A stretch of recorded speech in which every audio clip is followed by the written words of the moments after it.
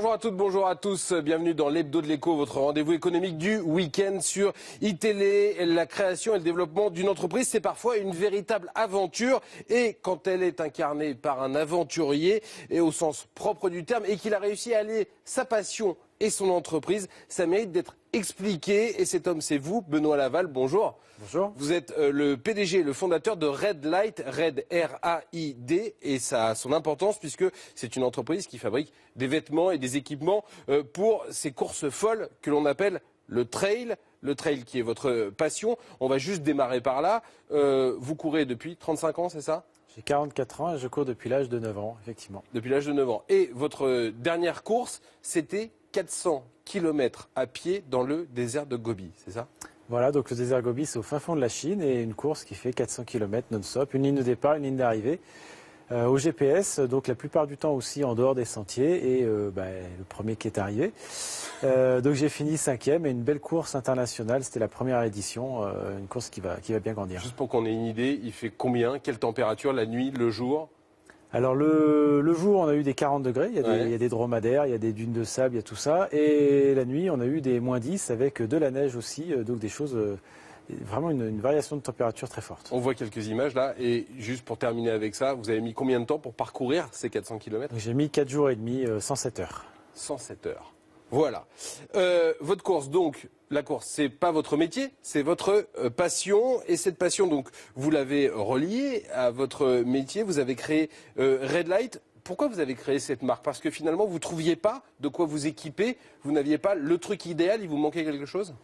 Alors j'ai associé deux choses, donc bien évidemment ma passion de la course à pied, comme on en a parlé, et mon métier d'ingénieur textile, où j'ai fait ingénieur textile, je ne sais pas pourquoi le textile, mais ingénieur, je sais parce que c'était ma passion de concevoir des choses. Et donc je travaillais dans une entreprise où je concevais des sacs à dos, des tentes, des sacs de couchage pour différentes marques. Et bien évidemment, le soir, le week-end, en dormant dehors, en courant, j'avais des idées de modification, d'amélioration. J'aurais pu les proposer à d'autres marques, mais en 99, des produits de trail, de course à pied, de ce type-là, il n'y avait personne. Il n'y en avait pas. Et donc, j'ai lancé Redlight avec une dizaine de produits. Au début, je pensais qu'on serait peut-être 3 personnes au bout de 10 ans, et aujourd'hui, on est donc 55. Vous êtes 55. Juste pour qu'on ait une idée de la taille, vous faites combien de chiffre d'affaires, par exemple ? Donc, on fait un peu plus de 6 millions de chiffres d'affaires par an, avec une croissance de 19% au dernier exercice et 30% à l'export. Et évidemment, tout ça, c'est rentable. Alors c'est rentable bien évidemment, parce qu'une entreprise qui n'est pas rentable, elle ne va pas durer extraordinairement longtemps.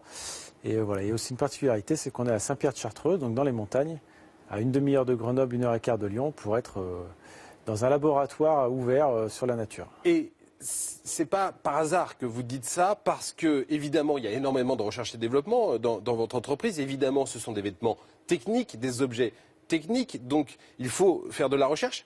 Et vous avez une façon un peu particulière de faire cette recherche. Alors donc on a toujours associé nos clients à la conception des produits. Ça s'est fait tout à fait naturellement au début, puisque je suis moi-même sportif. Les gens me croisaient sur les stands, sur les salons, sur les courses. Et naturellement, ils venaient me parler, puisqu'on se connaissait, on était tous les deux coureurs à pied avec un short, un maillot. Donc ça a commencé naturellement, on a vu que c'était un capital, que c'était important. Donc on l'a cultivé sur Internet avec un site Internet dédié dans les années entre 2008 et 2000. Et aujourd'hui, vous dites aux clients, venez tester les produits chez nous, grandeur nature ? Et voilà, donc quand on a construit un siège social en 2011 en Chartreuse, on a souhaité que les clients puissent continuer de venir concevoir, tester les produits avec nous et qu'on les croise aussi tous les jours à la machine à café, tous les collaborateurs. Et donc on a un espace avec donc, des vestiaires et des parcours de trail pour courir. On accueille plus de 10 000 clients par an. 10 000 clients par an ? Plus de 10 000. Du monde entier ? Principalement de France quand même, mais voilà, qui viennent donc à Saint-Pierre-de-Chartreux. Donc c'est devenu aussi un produit touristique pour la Chartreuse de diversification, qu'on appelle une station de trail, que l'on a inventé. Et c'est devenu un autre projet économique, puisqu'on a aujourd'hui 18 stations de trail en France et à l'étranger que l'on pilote sous forme de réseau, pour initier les gens à la pratique du trail en France. C'est ça votre atout principal, parce que vous êtes face à des géants, évidemment, à des marques de sport que tout le monde connaît, des américaines, des japonaises, qui sont dotées de centaines de millions de dollars de budget de recherche et développement. Mais votre barrière à l'entrée, c'est ça, c'est l'ultra spécialisation ? Alors c'est de l'ultra spécialisation sur un sport qui est une niche, mais une niche aujourd'hui, il y a plus de 600 ou 700 000 trailers en France, il y en a plusieurs millions dans le monde, donc le trail s'est fortement développé en France, en Europe. Mais et c'est devenu un vrai phénomène. mondial. Un vrai phénomène mondial avec des marques qui le portent, qui le poussent, et puis aussi une activité nature qui se développe au niveau mondial. Voilà. Et vous-même, vous allez continuer de promouvoir ça puisque vous avez monté une espèce de team autour de votre marque. Voilà, donc on a une team élite qu'on appelle la Dream Team, parce qu'on les a choisis parce qu'ils sont capables de nous faire rêver à faire des courses à travers le monde. Là, on en a 2 qui sont en Thaïlande, qui étaient à Hong Kong, qui vont aller dans différents pays. Et accessoirement, je dirais, Nathalie Mauclair, qu'on a pris, est championne du monde de trail. Antoine Guillon est champion du monde d'ultra trail. Et on a aussi Elisabeth Barnes qui a gagné le marathon des Sables l'année dernière, et Christophe Le Sceau, qui est aussi un champion expert. Bon, eh bien, chapeau pour tout ça. On n'a plus qu'à vous souhaiter bonne chance pour vos futures courses. C'est quoi la prochaine? Il y en a une au programme? Alors, la prochaine, c'est une course très particulière, ça s'appelle la Barclay aux États-Unis. C'est la course dont on commence un petit peu à entendre parler. Il n'y a que 40 coureurs par an, mais il n'y en a que 12 qui ont fini dans les 20 dernières années. Voilà, à peu près 200 km, 60 heures, une course extrême, une des plus extrêmes. Voilà. Eh ben, on vous souhaite bonne chance pour ça et évidemment pour la continuation de Red Light. Merci beaucoup Benoît Laval d'être venu dans l'hebdo de l'écho aujourd'hui. L'hebdo de l'écho qui est terminé, mais l'info, elle, continue tout de suite sur iTélé. Alors restez avec nous.